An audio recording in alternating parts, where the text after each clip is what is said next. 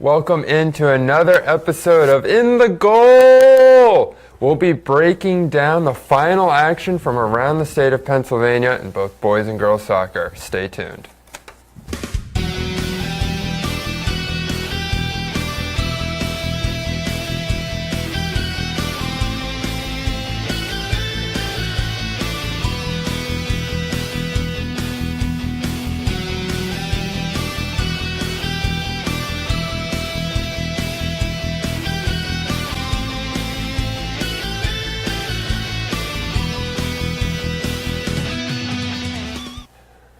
Welcome into the final episode of In the Goal. I'm your host, Stephen Schreiber, and for this final episode, we brought in an all-star to join Kapp and Ryan Haney. We got Ari Bluestein, who called a couple of the final games. So we wanted someone who was at all the games, had first-hand information, and we're really excited for you to join us here tonight. Yeah, thank you. It's my first appearance here on In the Goals. I've been watching all season long, and like you said, I had a chance to call 4 games on Friday. So I'll definitely give you my first-hand accounts of those games. I'm excited. Yeah, we are too, and we're going to jump right in with the Class 1A girls, and that was Shadyside getting the big 4-0 win over Camp Hill. Shadyside had a very strong run to get to the finals. In their first game, they beat Wilmington 6-0. Then they took down Cardinal Wuerl 3-1, and then beat Greensburg 3-0. So they only allowed 1 goal all tournament long. I mean, that's just tremendous when you look at their run. Yeah, I mean, Camp Hill, they just ran into a real good team in Shadyside. I had a chance to see Shadyside last year. They lost in the championship to Fairfield 9-4, and that Fairfield team was absolutely stacked. So it was nice to see Shadyside get the win. Camp Hill, they had a nice run, but I think a lot of people felt going into that game. This wasn't one of the games that I saw, but again, I saw Shadyside last year. I think a lot of people felt that it was Shadyside's time with Fairfield out of the picture, that it was their championship to lose. Yeah, Shadyside lost 7 seniors going into this year. And freshman Melissa Riggins really stepped up and scored the first goal for Shadyside. And it was sophomore goal, Molly Skrovac really had a strong performance, having the shutout win. Just a tremendous job by, the young players for Shadyside stepping up and having a big impact on the game. And Christina Reitel, I guess is how you say that, she scored her 100th and her 101st goals of the career. A great achievement, and in the championship game, can you beat that? She must have been one happy girl. Oh, I'm sure. Yeah. I mean, Shadyside seemed to have a really good mixture of veteran presence while also having a lot of young talent. And it's hard to beat a team like that, and I think Shadyside is a team we'll look forward to seeing in the coming years. Yeah, and I think Ryan, as a coach, can attest to this. If you have that experience, which they had it last year, losing to Fairfield, they had a lot of players that came back this year, and I think that's why they were the favorite. Yeah, that plays a favor when you're preparing, as you're coming into it, the whole couple days leading up to going to Hershey, that big deal. And then you have some older players mixed in with some younger players, telling them about their experience the prior year. And again, that's a great way to go as far as a senior scoring 2 goals, passing that off, and then a freshman and a sophomore stepping up, one with a shutout, and then the other one getting a goal. So it's a good transition for a program.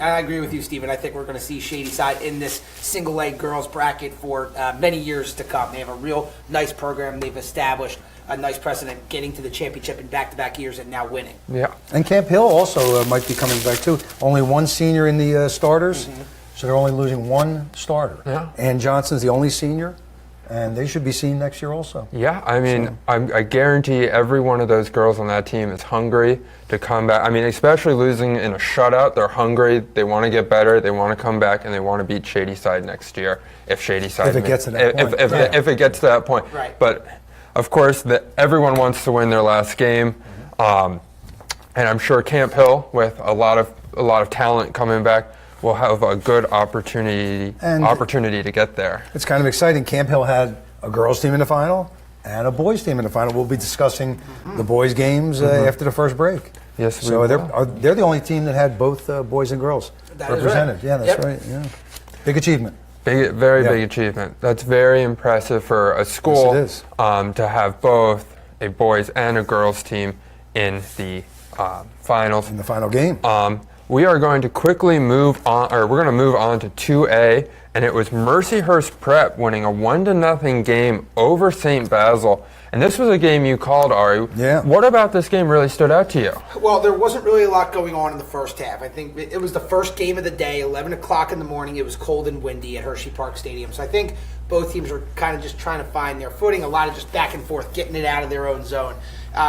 Then the goal that occurred was a midfielder, Claire Johnson, for Mercyhurst Prep, just kind of caught Brooke Schisler, the goalkeeper for St. Basil's, off her line and just launched it in, and Schisler just tried to reach up and jump and grab it and just snuck in behind her. And I think you have the time of the goal. It was early in the second half, I believe. In the 46th minute. So it was 6 minutes into the second half. So it was fairly early. And then after that, at that point, with the 1-0 lead, Mercyhurst Prep was able to just get their midfielders back and just get it out of the zone. And I don't think St. Basil's had a whole lot of opportunities to score in the second half either. Ashley Van Damia, the quarterback or the goalkeeper for Mercyhurst Prep, had 4 saves on the game. So she was fairly busy, but not tremendously tested during the game. And it was 0-0 at half, obviously. So the only goal of the game came 6 minutes into the second half. And Brooke Schisler, right? Is that how you say that? Schisler has been fantastic all year, making big saves. I mean,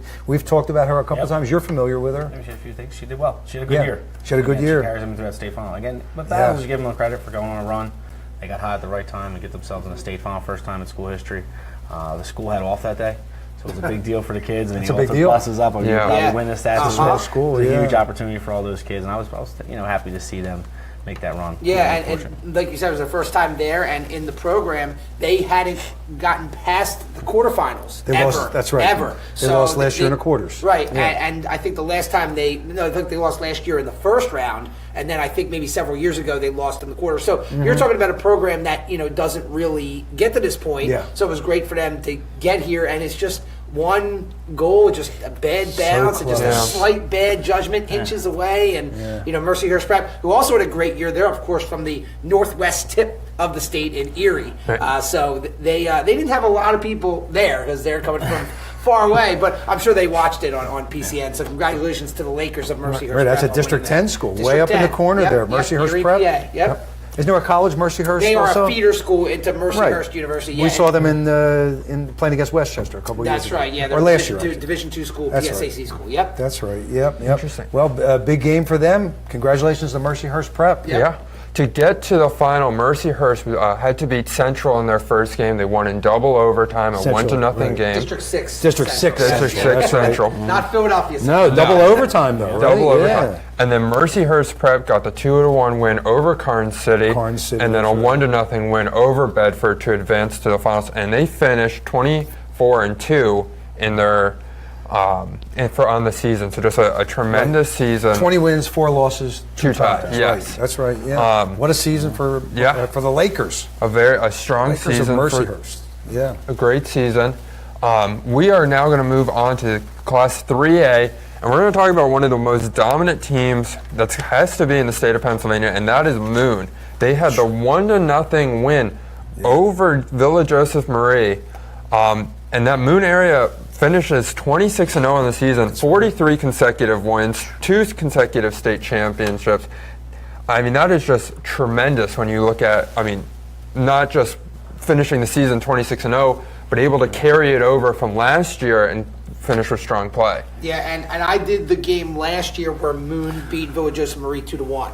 And going into that game, I had been familiar with Villa Joseph Marie. Obviously, they're in the Philadelphia area, which I'm more familiar with. I saw them in the semifinals last year, and I said, this is a really good team, really well coached. I knew they had won state championships previously. I didn't know a whole lot about Moon, but they really impressed me. They are a real complete team. And then when I saw the rematch this year, I thought, maybe Villa Joe would get revenge on them. But Moon just, what a great season, what a great run for them. Yeah. And by the way, Ryan, you picked, when we did our predictions, which was about 10 days ago, you picked Moon over VJM, Villa Joe Marie.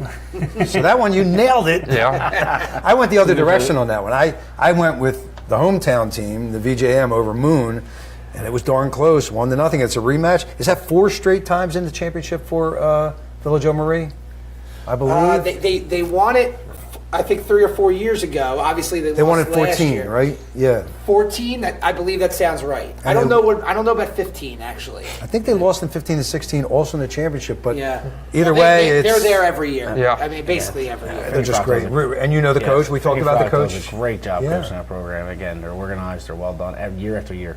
And they're in the same division as Basel, same league. That's right. And that gives Basil's a little bit of tough competition when you get them ready. So, it's good to see girls teams from District 1 doing well. It's a small league. Catholic Academy League. Yeah. Yes. Yeah, they lost 12 seniors last year, came back, and now they lost 4 seniors this year, which means that they'll probably come back next year again. Yeah. I mean, they lost 12 seniors last year and came back to the championship.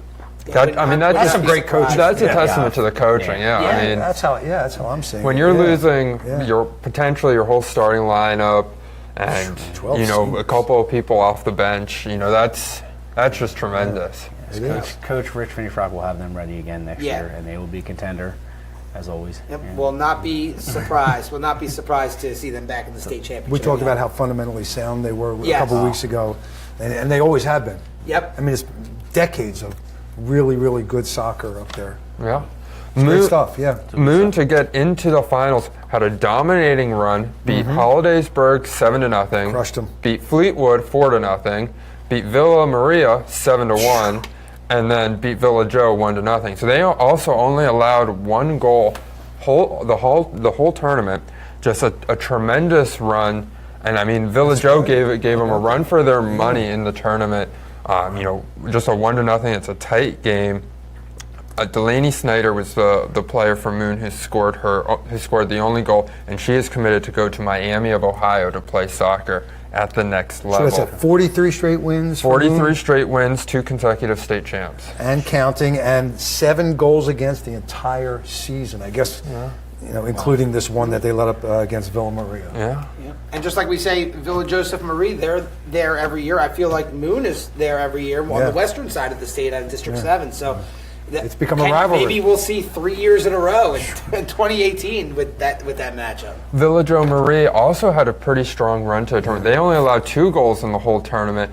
They had a 2-1 win over Lampeter Strasburg, That's right. and then a 1-0 win over East Pennsboro. That was a big win. Yeah, and then a 1-0 win over Lower Dauphin. So I mean, Another good program. They were Another good coming. one. They didn't quite have the dominating wins, but they were winning the close games. It's something that has to give the team confidence moving in a game against Moon. But they were unable to come up with the victory. I wouldn't be shocked if we saw these 2 teams play each other for the 3A state title next year. Nope. That's right. But you never know. That's why you have to play the games. Hopefully we're all still here and we get to see that. And, Hopefully. and moving on to the 4A. Moving on to the 4A, and it's the team that was ranked number 1 in the nation for so baby. long until they suffered 2 losses. Norwin gets that's the right. 1-0 win over Neshaminy. Do you remember early when we discovered them, and we didn't know much about Norwin, but we started talking about them. They were number 1 in the nation, and then they lost the game to Penn Trafford, Yeah. I believe it was, Yeah. and they dropped out of the Fab 50. Yeah. They completely dropped out, and they worked their way back a little bit at a time, so they were back into the Fab 50, and now here they win the state championship. Yeah. No. Yeah, and interesting about Penn Trafford, Stephen will probably talk about the tournament and their path, but Penn Trafford was the District 7 champ, lost to North Allegheny in the first round. There it is, that's Norwin right, yep. would have been matched up with Penn Trafford in that quarterfinal, the team that they lost That's to. right. So who knows if Norwin even gets a shot at the state championship if North Allegheny doesn't pull off the upset over Penn Trafford. Right. So Yeah. it's interesting how things work out. And I think, didn't Penn Trafford beat them twice this season? Yes. Is that I believe correct? so. That's their only 2 losses. Their were only Penn 2 losses, so Trafford. this would have been That a is nemesis Yeah. game, and that might have gone the other way. Yep. Yeah. I mean, Penn Trafford had the unfortunate experience of having to play a team within their own district. They Yeah. had to play. They were the only team, as we talked right, about we 10 talked days about ago. that, yeah. They had to play North Allegheny in the first round. And got knocked down. Yeah, and that, I mean, there has to be something a little difficult about playing a team or with that you're so familiar Right. with. You know it's going to be a battle. I mean, sure, you know how they play, but you may not be as successful. Yeah, I think the PIAA does a fairly good job of trying to separate the districts, but sometimes it's just unavoidable. No, I agree. If it's a district like District 1, like District 7, that usually puts a lot of teams in the tournament. And I'm sure that And if you consider that there's 8 classifications, which there are, boys and girls put together, and that's the only one where there was an intra-district matchup. So that's pretty good. And again, that's a testament to PIAA. The way Absolutely, they line it yeah. up. That's unfortunate. Penn Trafford meets them in that first round, and I bet you if they play each other the next 5 days, Could Penn be. Trafford beats North Allegheny. Yeah, North Allegheny. 4 out of those 5 times. Could be, And yeah. that one day, and then the next time they beat them 4-0, right? So That's right. It wasn't even a game for them. Norwin beat North 4-0, Allegheny 4-0. that's right. Yep. And in this championship game, this was no score all the way through up until with under 6 minutes to go, and then. I was on the call with Brian Kaiser, who's the coach at Middletown, Right. and he called it at halftime. He said, "These teams are so fundamentally sound. This is going to be a 1-0 game, and the goal is going to be on a set piece." Corner kick, a beautiful corner by Alyssa Victor, who is the all-time assist leader at Norwin, gets it to Danny Iannuzzo, who's a sophomore, and a beautiful goal. And the goalkeeper had no chance for Chamonix. It was a beautiful goal. We've been touting Moon and Shadyside for only allowing 1 goal in the tournament. Moon didn't let up Norwin did not let up a 0. They had a 4-0 win over State College, 4 straight shutouts. a 4-0 win against North Allegheny, a 2-0 win over Conestoga Valley, and then a 1-0 win over Neshaminy. I mean, that's just tremendous. Those 2 teams in the Norwin Neshaminy game, yes, it was no score early, but it wasn't like the 2A girls game. Which was the one I saw with Mercyhurst and St. Basil's. Right, These Basil's. 2 teams were attacking, and both teams are so well coached. Both teams had a lot of opportunities on set pieces. Both goalkeepers were very good as well. A great 1-0 soccer game, and it's unfortunate that one of them had to lose. I thought we were looking at overtime for that game, but then you had that great corner kick by Alyssa Victor, and Iannuzzo put it in. Yeah. And Sam Wexel, is that how you say the goalkeeper's Wexel. name? Oh, Wexel, she made a great save. she's big time. Yeah, great save. And the goalkeeper Spingler, Riley Spingler for Neshaminy, also made some great saves. She had a great season all year. This was a very entertaining game. And again, sometimes when it's a 0-0 game, you think, oh, maybe it's boring. No, this was an entertaining 0-0 game until that's with under 6 minutes to go. If I'm not mistaken, the goalkeeper for Norwin is also going to play soccer at Miami of Ohio. That is correct. That's She's correct. going to Ohio U. Ohio No, it's U. Ohio U. Yeah, Oh, that's Ohio right. U. I have it. Yeah. here. I was about to say Miami of Ohio is about to get a lot of talent no, from the Wexel's state of going to Pennsylvania, but it's Ohio. Ohio She's U. going to Ohio U. Yeah. We talked about her earlier in one season. Yeah, Yeah. we They have, did. We did. We mentioned it. They have 9 college-bound seniors, 7 D1.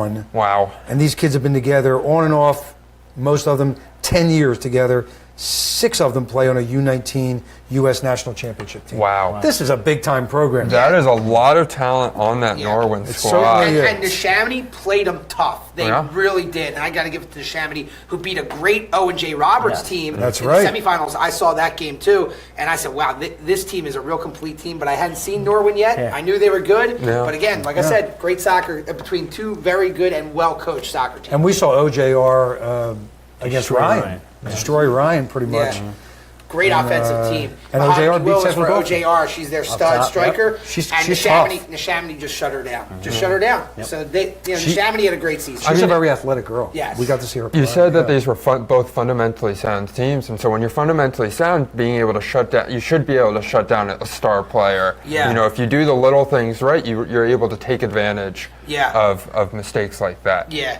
I thought Neshaminy did a great job really all game long. Norwin has a lot of really good forwards as well. And a great, Alyssa Victor is a great midfielder who's just, again, the all-time assist leader Really? at Norwin. Wow. I think something like 90-plus assists for her career. Amazing. That's not too amazing. bad. I mean, according to Joe Fite, who writes, the articles for the Intelligencer and so on, up in Bucks County, the Neshaminy was not expected to go anywhere near this. So it was a pipe dream for them to get there. I The believe they were the Skins. 3 seed out of District 1. They were. I'll tell you in a 1-3. minute here. Yes, they were. Is that what it was? Yeah. Third Yep, seed out of third District seed. 1. They beat Parkland 2-1. Yeah. That was a huge upset. How to? Yes. I mean, they weren't expected to be a 3rd seed, is what I'm getting at. Like earlier in the No. season. Yeah. Like if you read the reports, like the predictions and so on that Joe put out there, they were not even close to where they ended up, which is a great achievement for them. They won the state in 13, and it's their first time in the semis or the finals Since then. Yes. third team, they went 26-0. That was a great team. Girl, it's Penn State right now. I remember that because I was still reffing at that time. I'm drawing a blank on her name. She's I don't a senior remember at her Penn name. State right now. She won a national title at Penn State. If you say it, I'll remember it. And the head coach, Chelsea Stud. Lovelace, now was an Chelsea assistant Lovelace. Yes. on that team. That's right. Yeah, So so it was nice for her to get back there. And I think she's maybe building something. Maybe they'll be able to get back there. 4A is tough to get back there, but I mean, they had a great season. Maybe they can build on it. I mean, the team they lost to Norwood has 7 Division I players. Yeah. So I mean, that's That's what it says here. Yes, 7 Division I That's players. And I think incredible. Chamonix only with like maybe 3 college-bound seniors at this point. Maybe I think Moorhead State was one of the schools. I can't remember which player it was. Gotcha. I think you're right, yeah. And Holy Family. I think one of the players are going to Holy But Family. that's not Division I. Right, it's not Division It's I. Division Yep. 2. We are going to take a quick commercial break. We'll be right back here on In the Goal with the boys' side of the PIAA tournament. Stay What was tuned. that girl's name? She was. Hi, I'm Marty Bystrom, former pitcher for the Philadelphia Phillies. In my experience in Major League Baseball, I know how important it is for high school athletes to gain exposure. My friends at Payroll Service Solutions are huge supporters of high school sports and the Sports Fan Base Network. If you are a small to medium-sized business in need of a payroll company, contact Payroll Service Solutions. Not only will they take care of you, they will continue to support the community. For more information, contact Payroll Service Solutions at 215-624-0922 or 866-PAY-EASY.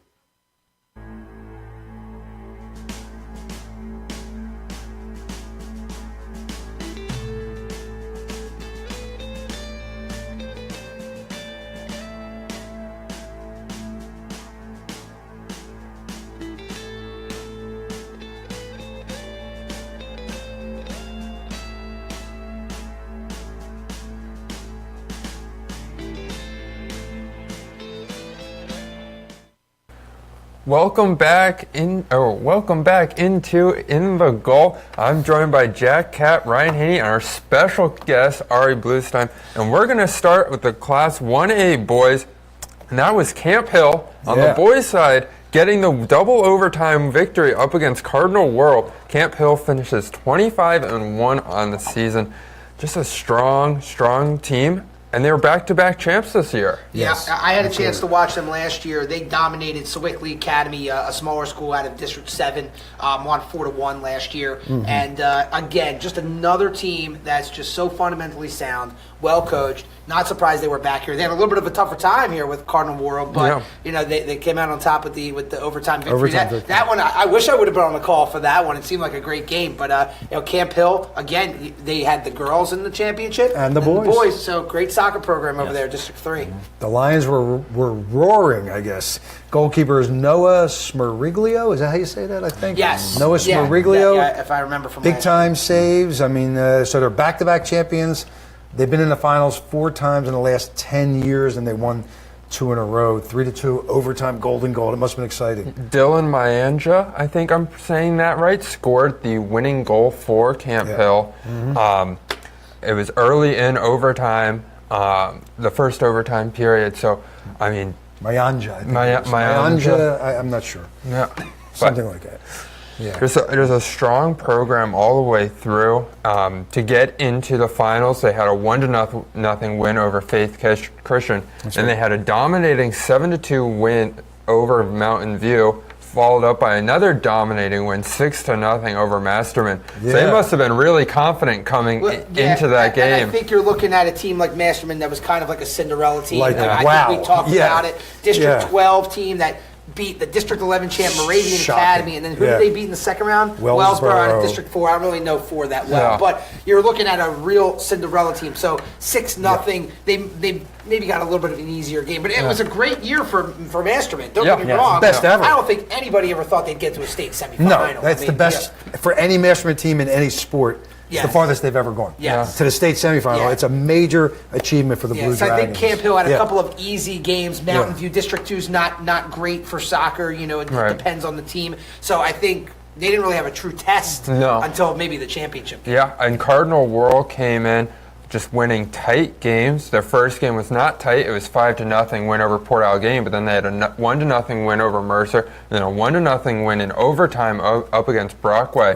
So they came in, you know, used to dogfights and playing a Camp Hill team that had just scorched opponents. I mean, we're not Not sure how good their competition was, but scorching opponents nevertheless. I mean, and then Camp Hill just got into a fight with Cardinal Whirl on that game. I mean, not an actual fight, but it was. It was a battle. It was a battle. 3-2 OT. Yeah, I think when you look at that these were both the district champions out of very good soccer districts too. District 3, District 7, very good soccer districts. I think you knew you were in for a war here with these two teams, and it really wasn't surprising. Did anybody get a chance to watch that game? I didn't get a chance to. Well, I was away. I was away, so I have them all on DVR though. Oh, there you go. So I have everything I'm going to watch. That doesn't for tonight. Perfect. No, it does not. We'll come back and we'll have your breakdown of each game next tomorrow. week, yeah. Before in the I just got in a half hour we'll ago. We'll do a breakdown of all the film. That's right. Yeah. Well, Camp Hill with a big victory, and look, they were defending champions, and they were kind of predicted all year to go this far, and they did what they had to do, and they won it. Again, boys and girls for Camp Hill. I'm sure the school is very excited. Oh, I'm sure. Yeah. I'm sure. Moving on to the 2A, it's Quaker Valley getting the win over Lancaster Mennonite.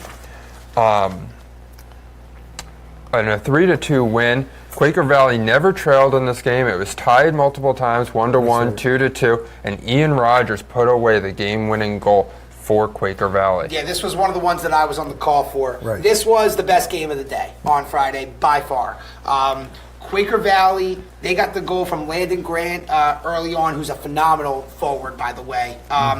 Then 4 minutes later, Lancaster Mennonite gets the equalizer from Shota Totani. That was a great name, by That's the way. a great name. Beautiful goal. Then in the second half, I believe, was it 1-1 at halftime? Stephen, do you have that? Down? I don't know if it was 1-1 at halftime. I think it was. I think it was 1-1 at halftime. But the second half, Landon Grant had another goal, I believe. And then Matthew Lynch, who's the top forward for that team, scored a minute later. Yeah. So the way Lancaster Mennonite responded was really phenomenal. And then, like you said, Rogers got the goal. I believe that was on a set piece. I believe it was on a corner. Right. And then, unfortunately for Lancaster Mennonite, Matthew Lynch had to go out with an injury. He had a collision with a goalkeeper and a defender, and he couldn't really get back into the game. And then once Quaker Valley got that third goal, Lancaster Mennonite just couldn't get anything going. I think it went 1-0, 1-1, 2-1, 2-2, and eventually and the spacing. 3-2, too, because Lancaster Mennonite scored 4 minutes after the first kept tying goal, it up. and then 1 minute after the second goal. A late PK sent it into OT, and that's from our reporter out in Central. For this PA. game, I think that was for the Camp Hill game we're talking about. Yeah, Camp Hill game. Okay. So late PK But sent this it wasn't. into That's overtime. right. That's right. This wasn't in overtime. That's right. So yeah. one of the few opportunities Quaker Valley Lancaster Mennonite had in the end of the game. Chet Huber almost put one in the back of the net, but the defense came up strong for Quaker Valley, able to thwart that attack. Yeah, there was a lot of great opportunities in this game. Both teams were very aggressive all game long, and again, two very good teams. I believe Quaker Valley lost in the championship last year, if I'm not mistaken. I think yes, you're they right. did. Lost to Lewisburg. Yeah, they lost to Lewisburg, and Lancaster Mennonite defeated Lewisburg in the semis. So Quaker could have been a potential rematch. I'm sure there. Quaker Valley would have preferred to see Lewisburg to get the victory. But they'll take. I'm sure they'll take the win over Lancaster Mennonite. The most interesting part of that game, and maybe Ryan can speak to this, the way Lancaster Mennonite responded. I mean, to get the equal. How big is it? To get that equalizer so quickly. To respond like that, to keep fighting back, you go down and then you answer back, and you go down again, you come back again. But then you got to give their heads up to Quaker Valley. They didn't fall apart. That momentum switches like that, and they could go down 3-2 real quick, and it doesn't happen. They get that third goal. Yeah. And again, with the forward getting hurt, it's tough on the coach to make adjustments. But if he was able to create chances, both teams are probably, they play each other 10 times. It might be 5-5. Yeah, it was that kind of game. Yeah. And you want to hear something interesting about that game? I looked at the statistical analysis, and LM Lancaster Mennonite had a 10-4 advantage in shots on goal. Yeah, early on, I think Lancaster Mennonite had like maybe 3 or 4 shots, and I think we were talking on the broadcast about how they really dominated the game. As we said that, Landon Grant the other way, quick goal on the first scoring opportunity for Quaker Valley. It was fun. It was a lot of fun. It was like I said, that was the best game of the day by far. Was it an athletic game also? Athletic game. That's what I expected. The forwards and the midfielders both had really good footwork, both created opportunities to score, and the backlines for both teams were very good as well. Yeah, it was great. Great soccer. To play at that level and that stage is impressive. There's a lot of teams Yeah. get to Hershey and, they're overwhelmed by the size. Or they freeze up, possibly, Again, yeah. you see a tough 1-1 loss, but to see 5 goals and to see both teams leaving on the field, that's impressive. Yeah. Somebody has to win. You're lucky you got the broadcast that I one. did. That was that was a good one. like I said, that was the best one of the day. To get to the finals, Quaker Valley beat St. Mary's 8-0, and then had a 2-1 win over Beaver and a 2-0 win over Ole Valley. Ole Valley, very good team, by the way, as well. District 3, right? Yeah, District 3 Yep. team. Yep. Yep. So we're going to move on to Class 3A, and it's Lower Dauphin, the team we were talking about at the beginning of the season. All season. They all season Yeah. started the season #1 in the nation, or no, that was No, that was Conestoga was number 1 in the nation. Yeah. Yeah, no. Lower Dauphin had a really good team, 26-2-1 overall, and they beat Northwestern Lehigh 4-1 Yeah. with Jackson Betcher getting 2 goals. Jackson Betcher is just phenomenal, to say the least. I mean, and especially in the tournament here, if you look at his statistics in the tournament, he was even better than he was during the season. Yeah, Lower Dauphin, this was the same matchup as last year, by the way. Lower Dauphin beating Northwestern. That's a rematch, that's right. Lehigh. That's and I right. remember when that was the nightcap of the game last year that I called. And I knew that it was a mismatch. Lower Dauphin decidedly had the advantage over Northwestern Lehigh. Same thing this year, but Northwestern Lehigh to get back to the game 2 years in a row, that's a testament to their program, what they're trying to build. I think last year nobody really even heard of Northwestern Lehigh, but now I think people know who they are. Just it's unfortunate Lower Dauphin is just so good in that class, just head and shoulders above everybody else. They really are. Jerry Lynch is the head coach out there, and Betcher ended up his career with 100. Jackson Betcher, there are 2 Betchers, 103 goals. His younger brother Ryan scored a goal in that game also, so he'll be back next year. Now Jackson is an All-American, so he's heading on, and what a season for them. Again, early in the season they lost 2, and they tied 1. But from then on, it was undefeated. They started #3 in Fab 50, Top Drawer Soccer's Fab 50 in the preseason, and held that for a little while before they suffered early losses. This was the team we were talking about. Started off the season a little slow with great aspirations, and then got all their revenge wins back, and just had a tremendous season, finishing 26-2-1. And to get to the finals, Lower Dauphin beat Harriton 4-1, then beat West Allegheny 4-1. Then beat Montour 4-0, and then Northwestern Lehigh 4-1. Now, was that the first loss for Northwestern Lehigh in the season? I believe it was. Weren't they undefeated going in? I don't know. I think they were 25-0 going into that game, which is interesting. Last year's team to this year's team for the Falcons, for LD, the only one who was not a returnee was the goalkeeper, Connor Bugby. And by the way, according to my notes here, there were no shots on goal by Northwestern Lehigh. Wow. So that's pretty strong defense. Yep, Yeah. they finished the By season Lower Dauphin. 25-1 by. You're talking about Northwestern Lehigh? Yes. Yeah. So that was their first loss. That was then. their only loss. That was their only loss. And again, the it's a entire great season. They win District 11, which is a good district for Very soccer. good But district, yeah. when you run into a team like Lower Dauphin, it's just so hard to. I mean, and District 3 is so competitive as well. And Lower Dauphin gets really good tests all year long. Exactly. They get tested in there long. Last year they went 26-0. Yeah. Right. They were coming in That's right. on a big run, and then they had those couple early blunders. They had some bounced back, injuries early on. And they figure Yeah. things out, and they're so talented. And Yeah. They're so well coached, and they're there year after year. And they go, 26-2-1. Belcher's going to go out with, 90-something wins in his career? 90 Something like that, yeah. yeah. It's impressive. Not too bad. No. With 103 goals, 103 goals. That's just so great. Well, moving from one powerhouse in Lower Dauphin to another powerhouse, Conestoga captures the 4A championship in a big 4-0 win over Hempfield. I can't say I'm surprised because Not it's surprised. Conestoga. I know I picked Parkland 10 days ago, but that's just because I was trying to be different. In my heart of hearts, I knew Conestoga was going to take the championship. Well, that in the quarterfinals, Conestoga, they needed a goal from Chris Donovan with under 9 minutes to go to beat Parkland. Parkland, right. was in the Fab 50, if I'm not mistaken. Yes, they were. Number Yeah. 9 Oh, yeah. in the country. Oh, yeah. I mean, you guys would know better than me. Been They- following they it all ended year. up number nine, yep. But those, for you to pick Parkland is not crazy, No. because they were probably the second best team in this bracket. Yeah. It just so happened that they matched up in the quarters. But Conestoga, they got an early goal from Chris Donovan, and I think they were leading 2-0 at the half. But what really impressed me, I knew about Chris Donovan.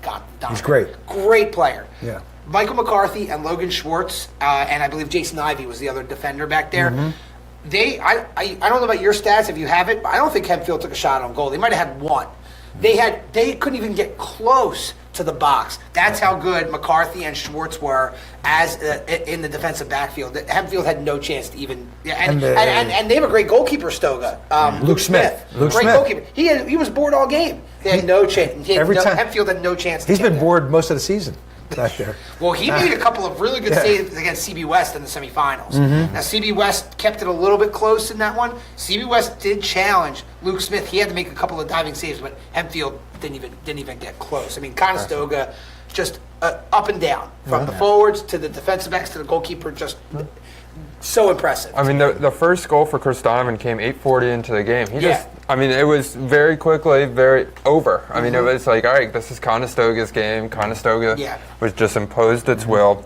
A tremendous individual performance by Chris Donovan. It's a four-peat for the Central League champions, as Central League champions. Yes. And a repeat for state champions, and they'll probably be back next year. They could. I mean, they lost a lot from last year's team, but with Chris Donovan and a lot of the younger guys, they stepped up. So I mean, that program is just great. And I think Zimmerman is a good coach. David Zimmerman's a great coach, and I think we were talking before the show a little bit about Chris Donovan. He's going to Drexel, which is obviously not a huge soccer program, but he committed early, and I think Drexel really is getting a steal here. I think Mike McCarthy is also committed to Drexel. Michael McCarthy is also committed too, and he wears number 99, by the way, which is an interesting soccer number. Yeah. Drexel's getting two very good players. Yes, they are. They're going to help Drexel. They're going to step right on the field, and again, Drexel has a good program. I mean, they contend for their champion, but again, they're small D1, mid-major, I guess. For mid-major, soccer. probably. Right. Yeah. But again, I was surprised to see Donovan go in there on an earlier thing. But again,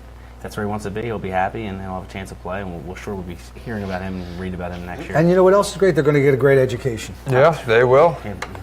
That's a very good school. Can't beat that. They will. It's a very good school. Conestoga, year after year, girls and boys, puts out some quality soccer Yes, they players. do. They're They well take it coached, real and again, serious. big names, big kids going to big schools, getting scholarships for soccer and things like that. So they're doing good things there. And we talked about them in the first episode of the show way back in, I guess it was September, and here it comes to fruition. And even going back, what do you have? A number 1 in the country and number 9 in the country playing in the quarterfinals. I know. It's a shame that one of them had to lose in the quarterfinals. And it took a Chris Donovan goal, I believe, like I said, with under 9 minutes to go in the entire game. So, and then he scored 2 goals against CB West. They scored 2 early against CB West. And CB West played them tough. CB West played them tough, but they're just too good. Donovan powered that team. And we're going to take a quick commercial break. Stay tuned here on In the Goal. Pennsylvania is a big state, and there's great high school football action happening each week to discuss. Let's get got a man! Touchdown!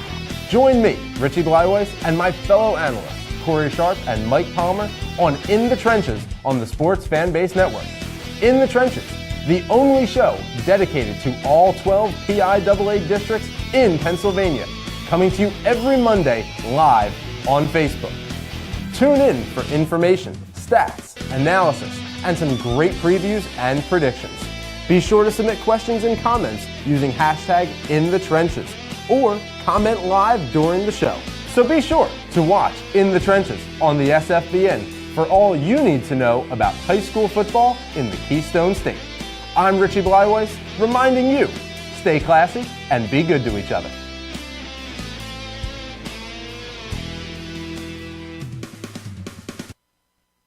Hi, I'm Tommy Green, former pitcher for the Philadelphia Phillies. When I was in high school, it was very important to me to show scouts what I could do. My friends at Payroll Service Solutions are huge supporters of high school sports and the Sports Fan Base Network. If you're a small to medium-sized business in need of a payroll company, contact Payroll Service Solutions. Not only will they take care of you, they will continue to support the community. For more information, contact Payroll Service Solutions at 215-624-0922 or 866-PAY-EASY. Hey, you. Who, me? Yes, you. You like pro sports? Yeah, You like college sports? of course. You like high school sports? I guess. Maybe you just don't know much about them. Hey, voice in the sky. Huh? Where can I go to learn more about Philadelphia area high school athletics? Just watch Varsity Voice every Wednesday on Facebook Live at 7 p.m.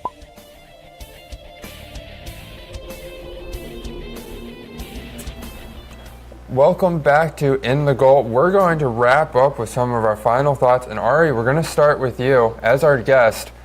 What has stuck out to you, not only from the tournament, but what else? Well, I mean, I'll say, first off, thank you for having me. And second off, I've been watching the show all year. You guys have done a great job breaking down the entire state of Pennsylvania. And I think it's great that we have something like this to talk about soccer from District 1 all the way out to District 10. So I think you guys did a great job. I had the opportunity really to see soccer only the last week, like Tuesday with the semifinals. I did a couple games on the NFA Chess Network, and then I did the 4 games on PCN. And, you know, from what I heard you guys talk about all year, and I used it on the broadcast a little bit, and I got to see some of the teams you've been talking about. And great year, you know, for soccer in District 1 with Conestoga and the Neshaminy getting there. But so teams out west doing a great job. Mercyhurst Prep getting the win for District 10. And then you had some great, some teams from District 3, Lower Dauphin, Camp Hill, and you had some District 7 champs. So I think you see, what you're seeing is great soccer all across the state. You had District 1, District 3, District 7, and District 10 all winning state championships. So I thought it was a great year for soccer all over the state. Kapp, moving on Well, to you. I agree with a lot of that. I mean, we got lucky and we picked on some of those teams that were really good early on, and we saw them win out to the state championship.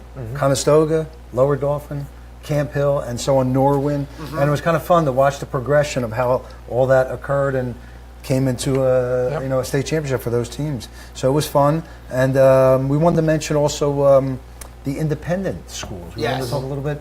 Ryan, you're a little bit more familiar with that, I think. Yeah, it was I mean, the Pieces ended this year, this week. I saw their state their little state, the independent state title, and Chestnut Hill on the boys and girls side, both were victories. So they were state titles. First time for the girls in the school history, led by Maria DeGeorge, and her players, Aaron McGarry, was McNesby on the team.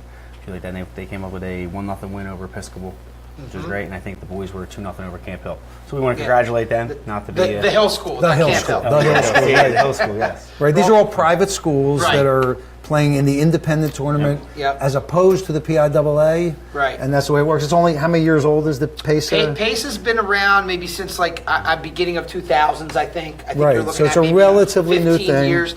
They do a great job, and I think a lot of the Interact schools and the Friends League schools do a great job. And then you have a lot of independent schools across the state as well that are involved. I've been SFBN has been involved. We broadcast the PACE girls and boys state championships, Basketball. which were at Penn Charter fun. in Philadelphia.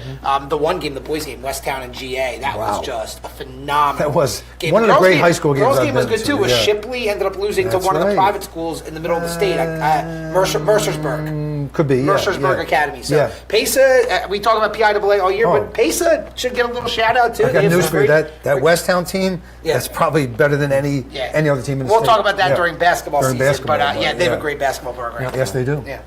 Well, I think that's all we've got for tonight. It's our final show. It's kind of tough. Really enjoyed traveling out to our wonderful headquarters here. Making the hour drive, lots of fun. But thank you to all of our viewers, week in and week out. If you want to go back and listen to any of our old shows, you can. You can not only you can listen to our shows on a podcast. We're on iTunes. Please give us a 5-star rating. It doesn't take that would be long. nice. It's pretty easy. But I think we do a pretty good job here. But other people do a great job too. Varsity Voice, hosted by Ari. Great show. You can catch that on iTunes. You can catch Final show on Wednesday, by the way. Really? Yeah, final for the fall. Yeah. You can catch them on iTunes. You can catch them on YouTube. You can catch them on Facebook Live. It's a great time. And then In the Trenches, one of the most fun shows that SFBN has, up there with Varsity Voice and our show. Just some great guys hosting that show. Richard Bleiweiss does a great job hosting it. And you can see them on YouTube. You can see them on Facebook Live. If you can't watch us live, YouTube and iTunes are the way to go. But thank you for all of our viewers. Without you, we can't do this.